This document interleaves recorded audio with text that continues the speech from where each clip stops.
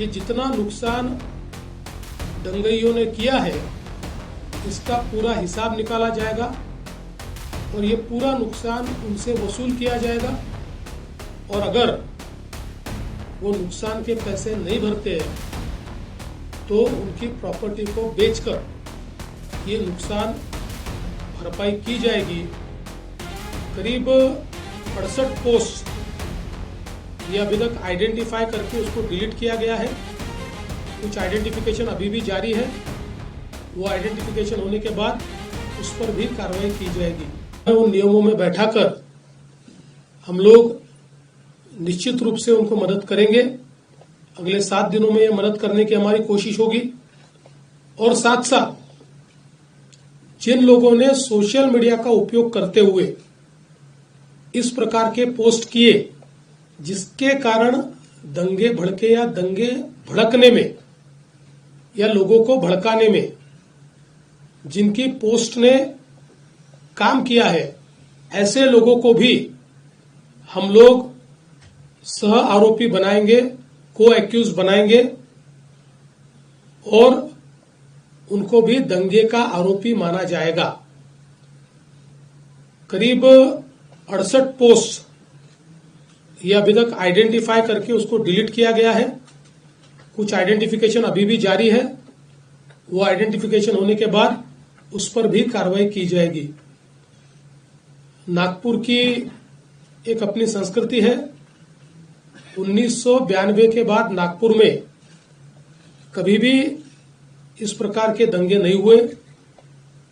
कभी छोटी मोटी घटना हुई होगी, लेकिन इस प्रकार से आगजनी करना, लोगों के गाड़ियों को तोड़ देना, पत्थरबाजी करना, ये किसी भी हालत में सहन नहीं किया जाएगा। और इस पर कड़ी से कड़ी कार्रवाई ये हमने शुरू कर दी है और ये जारी ही रहेगी जब तक हम लोग ये जो दंगे है इनको सबक नहीं सिखा देते। विशेष रूप से जिन्होंने पुलिस पर हमला किया है उनको तो निश्चित रूप से अपनी करतूत का भुगतान करना ही पड़ेगा। कड़ी से कड़ी धाराएं उन पर लगकर जब तक उनको कठोर से कठोर दंड नहीं होता तब तक हम लोग शांत नहीं बैठेंगे। सर, क्या इसमें विदेशी शक्तियों का भी जिक्र किया जा रहा है कि बांग्लादेश कनेक्शन जोड़ा जा रहा है, मालेगांव कनेक्शन जोड़ा जा रहा है, और क्या इसकी जांच नागपुर पुलिस के साथ साथ एनआईए भी कर रही है? क्या सर याला थोडं टेरर अँगल काय आहे का सर? देखिए, इसमें अभी सारी तफ्तीश चल रही है। अब जो लोग अलग अलग प्रकार के पोस्ट करते हैं उनमें से कुछ लोगों के पोस्ट में कुछ ऐसी चीजें भी दिखाई पड़ी है कि जो बांग्लादेशी लगती है, पर आज इसमें बांग्लादेशी एंगल है या विदेशी हाथ है ऐसा कहना इस समय उचित नहीं होगा जब तक उसकी पूरी जांच नहीं हो जाती। इसलिए मुझे लगता है कि अभी जहां तक मालेगांव का सवाल है तो वो तो दिख ही रहा है, क्योंकि जो पार्टियां मालेगांव की इनको मदद कर रही है, इन्होंने वहां पर जो ऑफिस खोला है, जो आरोपी है, तो वो कनेक्शन तो बिल्कुल दिखाई पड़ रहा है।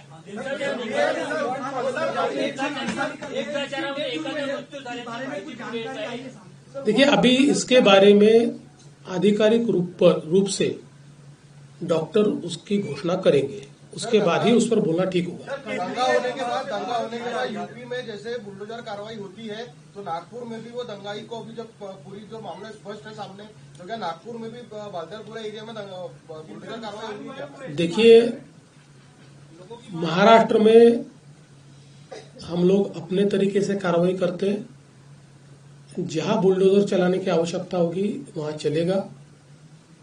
जहां गलत काम होगा उसको रौंदा जाएगा, किसी को बख्शा नहीं जाएगा।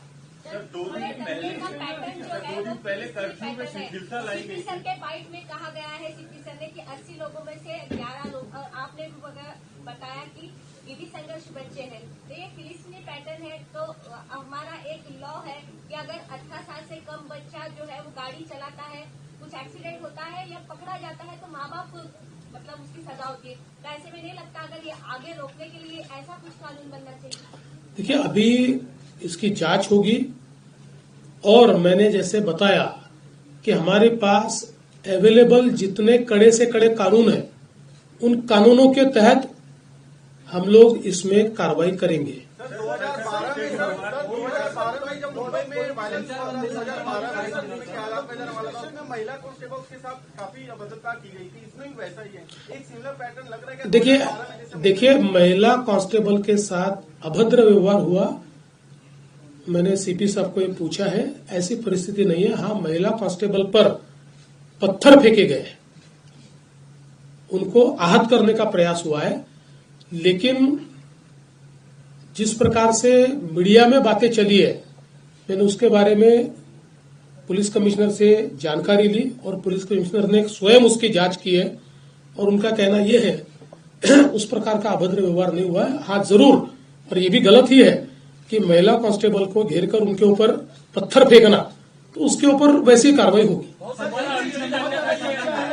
पूरा मामला सर एक प्रश्न असा आहे, ज्या पद्धतीनं नागपूरमध्ये आता नॉर्मलाइज झालं पाहिजे, कर्फ्यू जो आहे तो काही पोलीस स्टेशनमध्ये आहे, 2 तासाचं रिलॅक्सेशन दिलं होतं ते पण मागे घेण्यात आलं, हे किती दिवसात हळूहळू टप्प्यात मला असं वाटतं की आजपासनं टप्प्याटप्प्याने हे पूर्ण काढून टाकणार, पूर्ण काढणार। या घटनेच्या माध्यमातून अडचणीत आणण्याचा प्रयत्न केला गेला अशी चर्चा आहे। मला असं वाटतं की असं म्हणणं हा मूर्खपणा आहे। काही लोक अशा घटनांमध्ये राजकारण शोधतात आणि अशा प्रकारचं वक्तव्य करतात, त्या वक्तव्याला काही अर्थ नाही आहे। घटना गंभीर आहे, त्याला कुठलाही राजकीय अँगल नाही आहे। या घटनेमध्ये जे जे काही लोक इन्व्हॉल्ड आहेत त्या लोकांना कठोर शासन दिल्याशिवाय आम्ही थांबणार नाही। कट रचण्यात आला होता का, प्री प्लॅन होतं का हे सगळं, आणि आता मास्टर माइंड कोण आहे असं वाटतं? नाही, असं आहे की काही इंडिकेशन जरूर आहे की काही ठिकाणी प्लॅन झालेला दिसतोय, म्हणजे काही ठिकाणी तयारीत लोक आहेत असंही दिसत आहे, पण जोपर्यंत याचा तपास पूर्ण होत नाही तोपर्यंत अधिकारिकरित्या हे म्हणणं योग्य होणार नाही। याचा तपास पूर्ण झाल्यानंतर पोलीस आयुक्त याबद्दल पूर्ण माहिती आपल्याला देतील। अजित पवार ने कहा है कि जो भी मुस्लिम भाइयों की तरफ हाथ दिखाएगा उसे बख्शा नहीं जाएगा। एक इफ्तार पार्टी में अजित पवार ने बयान दिया है कल मुंबई। अजीत पवार जी ने क्या बयान दिया मुझे मालूम नहीं, पर जो भी अच्छा व्यक्ति है, देशभक्त है, देश के लिए काम करता है, वो किसी भी जाति का हो, धर्म का हो, उसके ऊपर कोई गलत आंख उठाएगा तो हम भी सहन नहीं करेंगे। लेकिन जो समाज को तोड़ने का काम करेगा, जो समाज में हिंसा करने का काम करेगा, उसको छोड़ेंगे भी नहीं।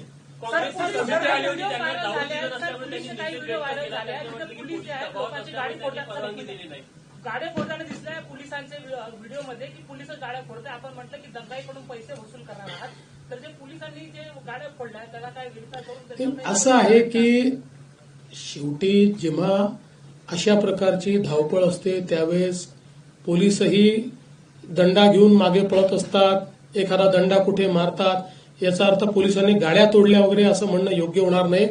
मला असं वाटतं की किमान या बाबतीत तरी विनाकारण पोलिसांना टार्गेट करणं अतिशय चुकीचं होईल। पोलिसांनी नीट काम याच्यामध्ये केलंय, पोलिसांनी मार खाल्लेला आहे, त्यामुळे पोलिसांची बाजू आपण घेतली पाहिजे। समिती आली आज, ते राजकारण करता या मुद्द्यावर असं वाटतंय का? काँग्रेसची समिती किती गंभीर आहे याचं एकच उदाहरण मी देतो की ज्याच्यावर अकोला दंग्याचा आरोप आहे, त्या दंग्याचा आरोपी हा त्यांच्या समितीचा सदस्य, म्हणजे आता दंगेखोर हे दंग्याची चौकशी करण्याकरता जर येणार असतील तर ही समिती म्हणजे अक्षरशः लांगुल चालन आहे, पाय चाटणे आहे। मुख्य आरोपी जो आहे त्याचं मालेगावशी कनेक्शन आहे असं म्हटलं जात आहे, काय माहिती आहे? मी सांगितलं मगाशी, सांगितलं त्याच्यावर। बघा असं आहे की याच्यातला वेळ इतका कमी आहे, ही घटना आणि त्याच्यानंतर झालेला की त्याच्यामुळे खूप इंटेलिजन्स आपल्याला मिळवायला वेळ होता आणि प्रिपेअर करायला वेळ होता, असं परिस्थिती काही दिसत नाही. हा असं म्हणू शकतो आपण की अधिक चांगला इंटेलिजन्स मिळवता आला असता, पण फेल्युअर असं नाही म्हणतात. प्राईम मिनिस्टरांचा दौरा आहे नागपूरला, या घटनेमुळे त्या दौऱ्यावर काही काहीही परिणाम होणार नाही. आता तुम्ही नागपूरच्या आहात, नागपूर शांत आहे, काही अडचण नाही नागपुरात. आणि जी घटना झाली ती घटना एका भागात झालेली आहे. 60, 70, 80% नागपुरात काही घडलेलं नाही. लोकांचं जनजीवन पूर्ण सुरक्षित आहे. त्याच्यामुळे तो दौरा नीट होणार. सर नागपूर बंद आहे. सीसीटीव्ही बाबत काय करता येईल? मोठ्या प्रमाणात बंद आहे सीसीटीव्ही. नाही, सगळे सीसीटीव्ही सुरू करतोय आपण. त्याचं आपण त्याला पैसे देखील दिलेले आहेत, त्याची एजन्सी पण नेमलेली आहे. जे बंद आहेत ते सुरू होतील आणि आता नव्याने अजून त्याच्यामध्ये ऍडिशन देखील करतो.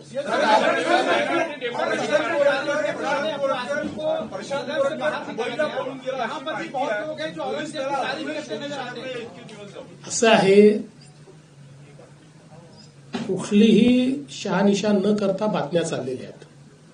आणि मी तुम्हाला सांगतो, तो दुबईला जाऊ का अजून कुठेही जाऊ, पोलीस शोधून काढतील आणि त्याच्यावर कारवाई करतील म्हणजे करतील.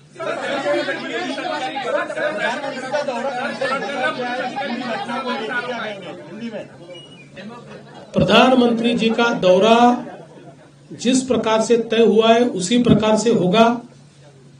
आप सब लोग जानते हैं नागपुर में शांति है.